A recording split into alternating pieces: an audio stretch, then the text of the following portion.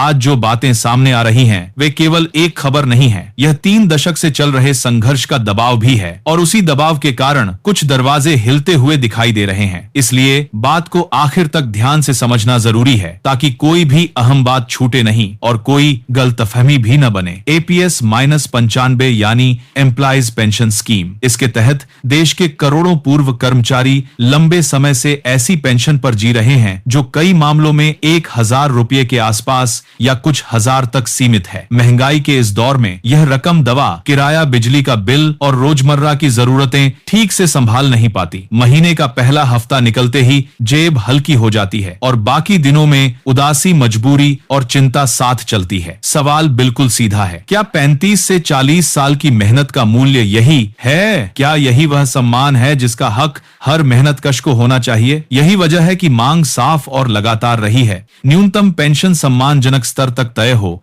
जैसे 7,000 रुपये से 7,500 रुपये के आसपास, और उसके साथ महंगाई भत्ता यानी DA भी जोड़ा जाए। इसके साथ बुजुर्गों को इलाज के लिए समुचित चिकित्सा सुविधा या कोई मेडिकल कवर ऐसा प्रावधान भी हो जिससे बीमारी के समय उनका घर टूटे नहीं और उनका आत्मसम्मान भी बना रहे। यह मांग कागजी आंकड़ों की लड़ाई नहीं है, यह उन लोगों की गरिमा की लड़ाई है जिन्होंने अपनी जवानी, अपना स्वास्थ्य और अपने जीवन का सबसे पर्दी कराएगी और इस पारी मांग नावमोंकरई कराएगी मेहनती हिस्सा कारखानों, फैक्ट्रियों, निर्माण स्थलों और उद्योगों में लगा दिया ताकि देश की अर्थव्यवस्था आगे बढ़े। जरा उस हकीकत को महसूस कीजिए। एक व्यक्ति जिसने दशकों तक मशीनों के शोर में, धूल धक्कड़ में, गर्मी सर्दी में, ओवर टाइम में और कई बार जोखिम उठाकर काम किया, अब वही व्यक्ति उम्र के उस मोड़ पर खड़ा है जहां शरीर साथ नहीं देता, दवाइयां बढ़ जाती हैं, अस्पताल के चक्कर बढ़ जाते हैं और घर का खर्च हर महीने ऊपर जाता है, लेकिन पेंशन इतनी कम कि कई बार दवा खरीदना भी भारी पड़ता है। ऐसे दवा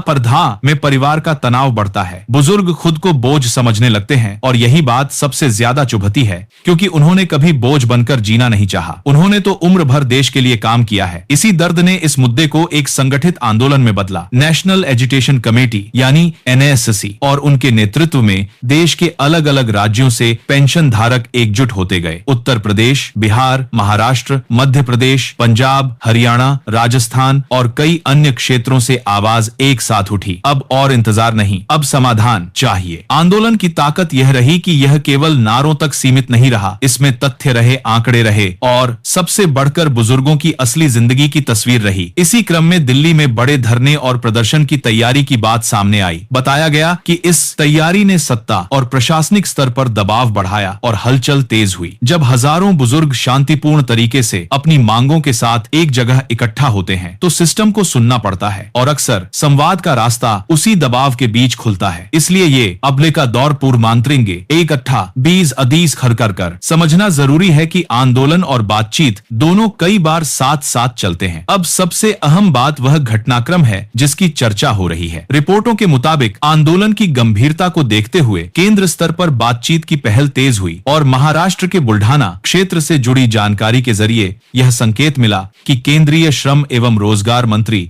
श्री मनसुख मांडविया और NASC के प्रमुख नेतृत्व के बीच सीधी वार्ता का रास्ता बना। कहा जा रहा है कि बातचीत लंबी चली और उसमें पेंशन धारकों की वास्तविक स्थिति, उनकी आय व्यय की कठिनाई और उनकी न्यायोचित मांगों को स्पष्ट और तथ्यपूर्ण तरीके से रखा गया। जो बात इस पूरे घटनाक्रम को खास बनाती है वही यह संकेत है कि न्यूनतम पेंशन को 7,000 रुपये से 7,500 रुपये के स्तर तक लाने के मुद्दे पर सैद्धांतिक सहमति जैसी बात सामने आने लगी है। यहाँ ये शब्द बहुत महत्वपूर्ण है, सैद्धांतिक। इसका अर्थ यह है कि दिशा तय होती दिख रही है, लेकिन अंतिम रूप से लागू करने के लिए औपचारिक अधिसूचना, वित्तीय मंजूरी और प्रशासनिक प्रक्रिया पूरी करनी होती है। फिर भी इतनी लंबी लड़ाई में यदि दिशा के स्तर पर भी सहमति का संकेत मिलता है तो इसे छोटा कदम नहीं कहा जा सकता। साथ ही यह भी कहा जा रहा है कि DA को पेंशन से जोड़ने पर और चिकित्सा सुविधा के किसी व्यापक मॉडल पर गंभीर विचार विमर्श हुआ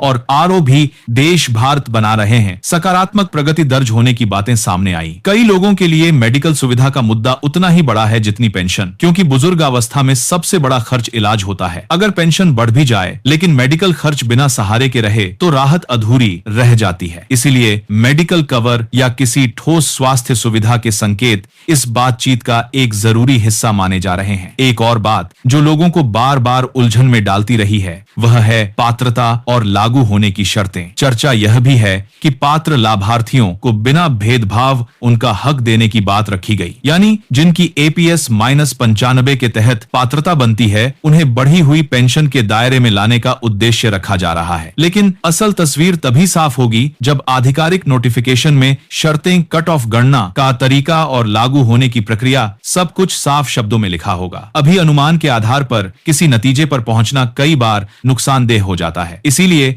आज सबसे जरूरी बात है उम्मीद के साथ सावधानी। उम्मीद इसलिए कि संघर्ष का असर दिखाई दे रहा है, और सावधानी इसलिए कि जब तक लिखित आदेश सामने नहीं आता तब तक पक्का हो गया जैसी बातें अक्सर लोगों को भ्रमित करती हैं। कुछ लोग यह भी कहने लगते हैं कि कल से पैसा आ जाएगा या इसी महीने की पेंशन बढ़कर आएगी। ऐसी अफवाहों पर भरोसा मत कीजिए। वास्तविक प्रक्रिया में समय लगता है, फाइलें चलती हैं, वित्तीय भार का आकलन होता है और फिर सिस्टम में बदलाव होता है। यह भी बताया जा रहा है कि सकारात्मक संकेत मिलने के बाद दिल्ली स्तरीय कार्यक्रम को स्थगित करने का निर्णय लिया गया। कहा जा रहा है कि सरकार की तरफ से भरोसे और त्वरित कार्रवाई के आश्वासन के आधार पर यह फैसला हुआ। यहाँ समझने वाली बात यह है कि आंदोलन का दबाव और संवाद का रास्ता दोनों साथ चलते हैं। जब संवाद ठोस दिशा में बढ़ता दिखता है तो आंदोलन रणनीति बदलता है, लेकिन उसकी निगरानी और सतर्कता बनी रहती है। मतलब यह नहीं कि मुद्दा खत्म हो गया, मतलब यह है कि फिलहाल नजरें अगली लिखित कार्रवाई पर टिक गई हैं। अब सवाल आता है आगे क्या? यदि न्यूनतम पेंशन को 7,500 रुपए के आसपास लाने की दिशा में फैसला आगे बढ़ता है तो श्रम मंत्रालय की अधिसूचना,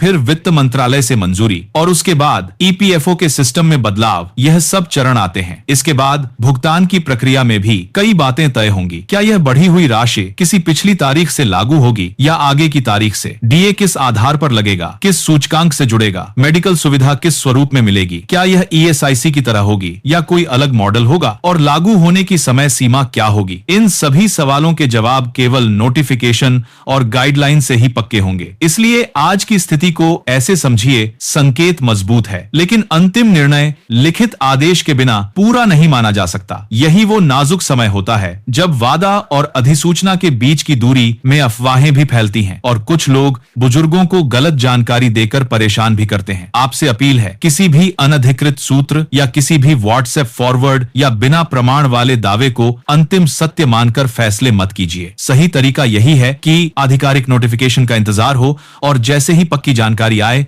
उसी के आधार पर आगे कदम उठाया जाए। और एक जरूरी बात, अगर आपके घर में, रिश्तेदारों में या मोहल्ले में कोई एपीएस -95 पेंशन धारक है तो उन्हें यह जानकारी जरूर बताइए। खासकर ये बात की उम्मीद बन रही है लेकिन अभी अंतिम पुष्टि नोटिफिकेशन से होगी। कई बार बुजुर्गों तक सही अपडेट देर से पहुंचता है और गलत सूचना जल्दी। इसलिए जिम्मेदारी के साथ बात आगे बढ़ाइए और अगर आप चाहते हैं कि आगे आने वाली हर आधिकारिक अपडेट, हर नई जानकारी और हर बदलाव की बात आप तक समय पर पहुंचे तो अभी देश सूचना चैनल को सब्सक्राइब कर लीजिए ताकि कोई जरूरी सूचना मिस न हो। सब्सक्राइब करके जुड़े रहेंगे तो आपको अपडेट ढूंढनी नहीं पड़ेगी, अपडेट खुद समय पर मिल जाएगी। यह भी याद रखिए, इस दौरान पेंशन धारकों का एकजुट रहना, शांत रहना और जागरूक रहना तीनों जरूरी है। शांत इसलिए कि प्रक्रिया आगे बढ़े, जागरूक इसलिए कि कोई बात दब न जाए और एकजुट इसलिए कि मुद्दा कमजोर न पड़े। अगर आप चाहते हैं कि आगे भी हर नई और काम की जानकारी सीधे और सरल भाषा में आप तक आती रहे तो देश सूचना को सब्सक्राइब जरूर कर दीजिए और नोटिफिकेशन ऑन रखिए ताकि जैसे ही कोई आधिकारिक कागज या कोई पक्का अपडेट आए आपको तुरंत पता चल जाए। यह छोटा सा कदम कई बार बड़े डीजे की भ्रम से बचा लेता है। अब एक बहुत व्यावहारिक बात, पेंशन धारक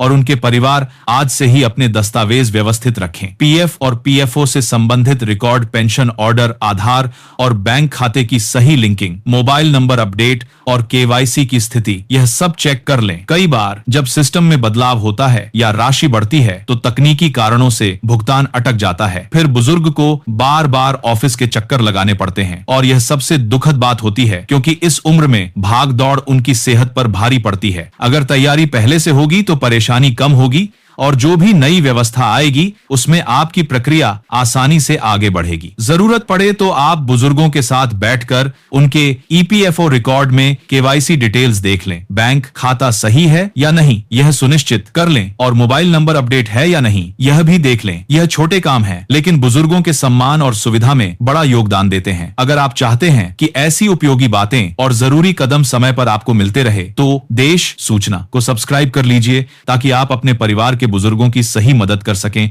और किसी भी तकनीकी रुकावट में पहले से तैयार रहें। इस पूरे घटनाक्रम को एक संदेश की तरह देखिए। 3 दशक की आवाज आखिरकार उस स्तर तक पहुंच रही है जहां निर्णय की दिशा बदल सकती है। लेकिन आखिरी जीत तभी मानी जाएगी जब बढ़ी हुई पेंशन वास्तव में खाते तक पहुंचे, डीए का ढांचा साफ हो और चिकित्सा सुविधा का स्वरूप स्पष्ट होकर जमीन पर लागू हो। इसलिए उम्मीद रखिए, सतर्क रहिए और सही जानकारी पर टिके रहिए। और हाँ, अगर आप चाहते हैं कि आगे की हर नई जरूरी और प्रामाणिक जानकारी सबसे पहले आप तक पहुंचे तो देश सूचना को सब्सक्राइब जरूर कर दीजिए और नोटिफिकेशन ऑन कर दीजिए, ताकि कोई भी महत्वपूर्ण सूचना छूट न जाए। एक बार फिर याद नंबर 30 का दिला रहा हूं, देश सूचना को सब्सक्राइब करके जुड़े रहिए, क्योंकि आने वाले दिनों में नोटिफिकेशन की भाषा, पात्रता और लागू होने की प्रक्रिया यही सबसे ज्यादा मायने रखने वाले बिंदु होंगे। अंत में बस इतना, अगर यह बात आपके काम की लगी हो तो इसे उन सभी लोगों तक जरूर पहुंचाइए जिनके घर में